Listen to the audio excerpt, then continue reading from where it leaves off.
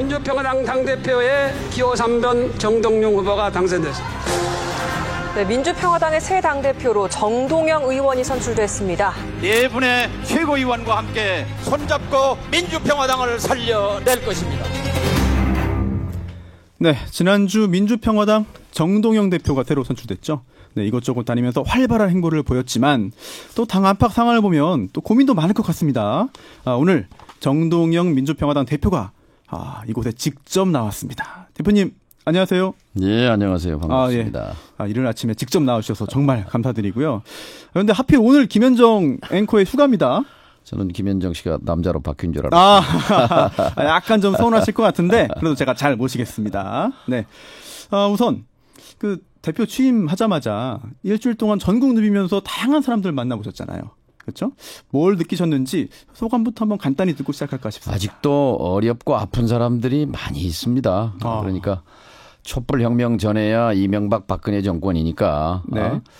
그랬다고 하지만 이제 정부도 바뀌고 세상이 바뀌었는데 아직도 하소연할 사람들이 그렇게 많다는 것이 좀 안타깝고요. 네. 그 점에서 민주평화당이 또 할 일이 많다는 것이 그런 어떤 점에서는 또 그런 의미도 있었습니다. 뭐 쌍용차 해직자 분향소도 갔다 오셨고 예. 또 한진중공업, 전교조 농성장 등등 다녀오셨잖아요. 예를 들면 전교조 지금 조창익 위원장께서 오늘 거의 30일 되는데요. 네. 단식 농성을 이어가는데 사실은 정부가 직권으로 그 법외노조 처분을 취소하면은 되는 겁니다. 또 고용노동부의 적폐청산위원회에서 권고한 사항이기도 하거든요. 네. 또 쌍용차 문제, 해고자 120명 문제도 있지만 당장 할 수 있는 것은 경찰이 낸 손해배상 청구 소송 24억. 이거는 원래 2009년 8월 5일 날 쌍용을 과잉 진압하면서 거기에 인권 탄압이라든지 정부의 공권력의 폭력성이라든지 이런 걸 보게 되면 경찰이 손해배상 청구할 지금 그런 입장이 아니고 이건 세계적으로도 유례가 없는 일입니다. 그렇습니다. 이런 거 할 수 있는데 안 하고 있는 것은 좀 안타깝죠. 그렇죠. 이제 그러다 보니까 좌클릭 이야기가 나와요. 특히 이제 당대표 수락연설 하실 때도 돈 없고 의지할 곳 없는 약자 편에 서라고 정동영에게 기회를 준 것이다. 라고 말씀하셨어요. 이렇게 그 진보 노선을 취하려는 그런 이유가 뭔지 좀 궁금하네요.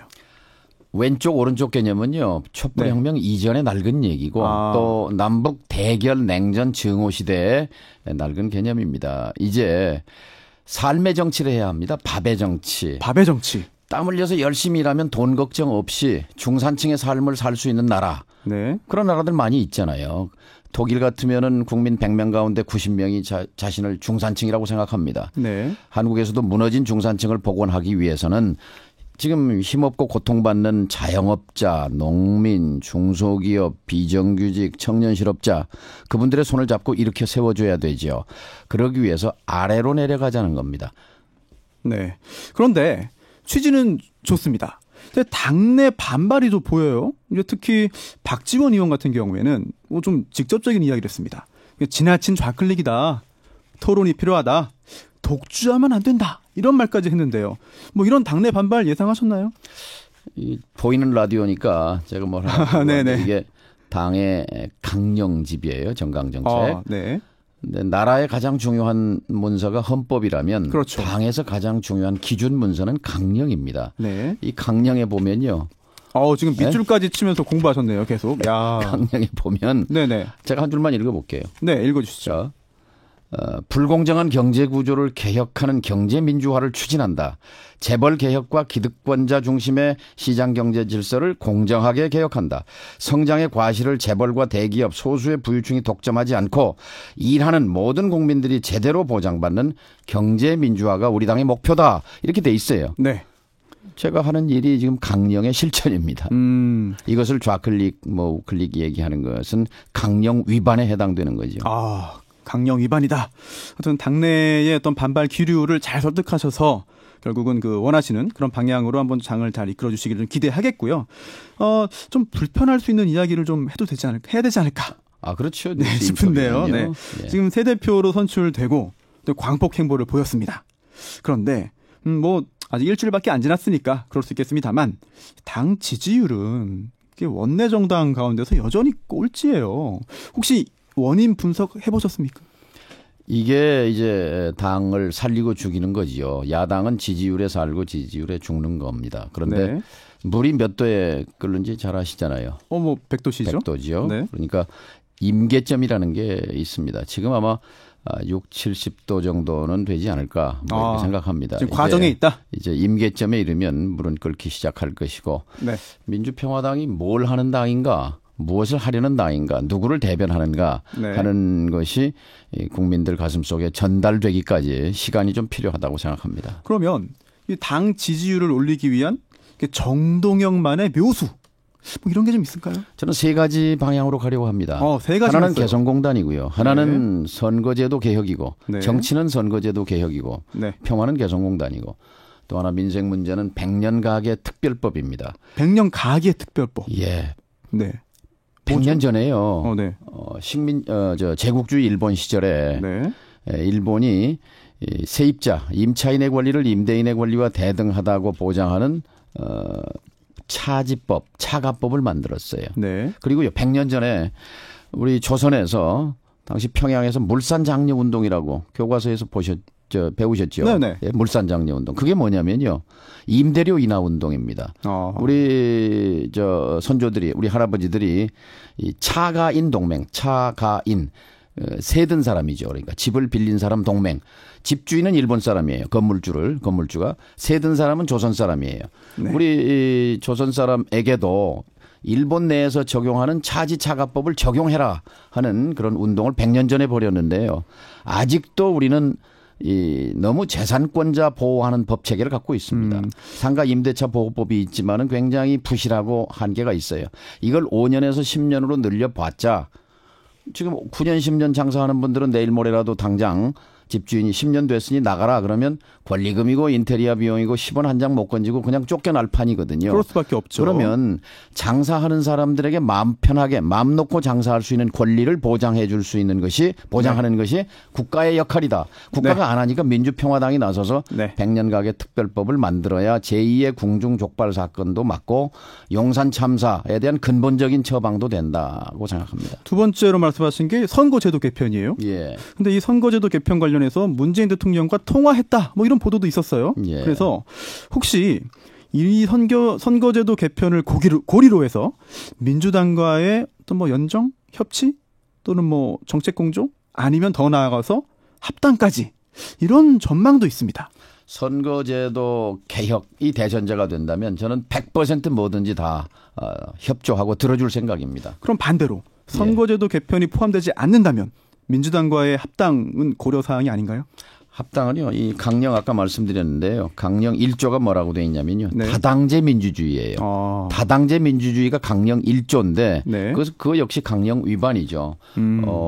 일단 민주평화당의 존재감을 만들고 선자강론이죠. 그리고 그 힘을 가지고 선거제도 개혁을 통해서 정치인의 이익에 복무하는 정치가 아니라 국민의 이익을 위해서 존재하는 정치가 되도록 하는 것. 이것이 이 시대 민주평화당이 할 수 있는 최고의 봉사라고 생각합니다. 네, 지금 국민의 이익 말씀하셨는데 그런데 이제 국회 내에서 국민의 이익을 위해서 목소리를 내고 좀 더 힘을 발휘하기 위해서는 결국 교섭단체 지위를 회복하는 게 필요하지 않을까 그런 생각이 듭니다. 맞습니다. 교섭단체를 만들려고 하는 최대의 목표는 이 교섭력을 가지고 선거제도 개혁을 이루겠다는 거예요. 지난주에 국회 앞에 전국의 흑염소 농가 대표들이 몰려오셨어요. 수백 명이 전라도에서 경상도에서 충청도에서 강원도에서 다 오셨는데 제가 그 집회 장소에 가서 이렇게 물었습니다.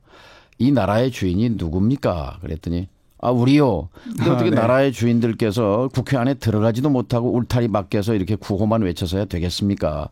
근본적인 해법은 여러분들께서 국회의원에게 정당에 사정할 것이 아니라 여러분이 직접 농민당을 만들어서 농민이 직접 입법자로 저 국회에 들어가는 것이 가장 확실한 방법 아닙니까? 저랑 그렇게 말씀드렸더니 환호성을 울려요. 그래서 제가 지금 선거제도 개혁에 앞장서고 있으니 저랑 연대하시지 않겠습니까? 해서 지금 선거제도 개혁의 제1호 연대단체가 전국의 흑염소 농가 대책위원회입니다. 그런데 이제 현실적으로 보자면 이게 교섭단체 지위를 회복하기 위해서는 지금 의석수가 부족하잖아요. 한석만 이제 들어가면 교섭단체는 복원되는 건데요. 혹시 같은 당에 있었던 호남의 그 무소속 의원들 있잖아요. 예. 혹시 뭐 접촉을 좀 해보셨나요? 지금 노력 중입니다. 아, 조금만 더 시간을 주시면 네네. 아마 정기국회 전에는 결론이 나리라고 생각합니다. 그런데 이제 그분들이 그동안 민주당 입당을 타진했다 이런 이야기가 사실 들렸거든요. 민주당도 거기에 대해서는 부정적인 것으로 알고 있습니다. 아 그런가요? 영입에 대해서 민주당도 예, 부정적이다. 예. 알겠습니다. 그럼 지금 민주당과 좀 영입 경쟁을 하고 있는 것이 아니냐 이런 느낌도 있는데요. 경쟁은 아니고요. 아 경쟁이 그러니까, 아닌가요? 예, 네. 민주당에서는 부담스러워한다고 들었습니다. 그래요. 알겠습니다. 사실 저 예전에 그 TV에서도 많이 뵙고 또 정치 활동 시작하시고 이제 정풍 운동 주도하던 또 소장파 의원 시절의 모습이 아직도 생생합니다. 그런데 좀 세월이 많이 흐른 것 같아요. 예. 어디선가 또 이제 올드보이라는 말도 하고 있고요. 사실 좀 베테랑 정치인이 됐습니다. 이제 민주평화당의 성공과 별개로 또는 그와 함께 이제 정치인 정동영 개인의 남은 목표는 뭔가요? 저는 정치 시작해서부터 정치 개혁이 제가 스스로에게 부여한 소명이었습니다. 네. 자, 지금 선거제도 개혁은요. 평화민주당의 김대중 총재가 20년 전에 목숨을 건 단식으로 지방자치제를 관철했습니다. 네. 김대중 총재의 그런 단식 투쟁이 없었으면은 지방자치는 아직 없지요. 통일 이후에 실시한다고 돼 있었으니까요. 그렇죠. 그렇죠. 네. 자, 이제 선거제도를 개혁하는 것은 주권자인 국민이 준 표만큼 국회의원 숫자를 할당하라는 거거든요. 네. 너무도 당연합니다. 오죽했으면 중앙선거관리위원회가 2015년 2월에 선거제도를 비례성을 기준으로 한 연동형 비례대표제로 바꿔라라고 국회에다가 제출했겠습니까? 적어도 중앙선관위보다는 정치가 앞서야 되는 것 아닐까요? 그렇죠. 그리고 아까 말씀처럼 문재인 대통령은 당 대표 시절에 선거제도 개혁이 당론이었어요. 당론으로 만들었어요. 네. 후보 시절에는 공약이었어요. 그리고 당선 후에는 중점 국정과제였어요. 지난 4월에 국회에다가 개헌안을 낼 때는 뭐라고 말씀했느냐. 선거제도 개혁에 여야가 합의하면 분권형 권력구조를 양보하겠다고까지 말씀했어요. 제가 지난주에 축하 전화 주셨길래 부탁이 있습니다. 네. 선거제도 개혁에 힘을 실어 주십시오. 선거제도 개혁은 문 대통령의 철학 아닙니까? 선거제도 개혁을 이루고 판문점 선언을 실천하면 문 대통령께서는 역사에 남는 기록되는 대통령이 될 겁니다. 적극 뒷받침하겠습니다. 선거제도에 힘을 실어 주십시오. 더불어민주당의 주마 가편 채찍질을 좀 해 주십시오라는 부탁을 드렸고 그때 분명히 문재인 대통령도 선거제도 개혁에 대한 의지를 저에게 말씀한 바가 있습니다. 네, 알겠습니다. 청취자 문자 하나 소개할까요? 네, 3682님. 정 대표님 비전 참 좋습니다. 네, 분열이 아닌 타협의 정치 잘 모색하시기 바랍니다. 라는 문자 보내주셨고요. 선거제도 개혁을 통한 정치 개혁이 개인의 목표다라고 하는 말씀 저도 굉장히 좀 인상 깊게 들었습니다. 지금까지 평화민주당 정동영 대표였습니다. 감사합니다. 예, 고맙습니다.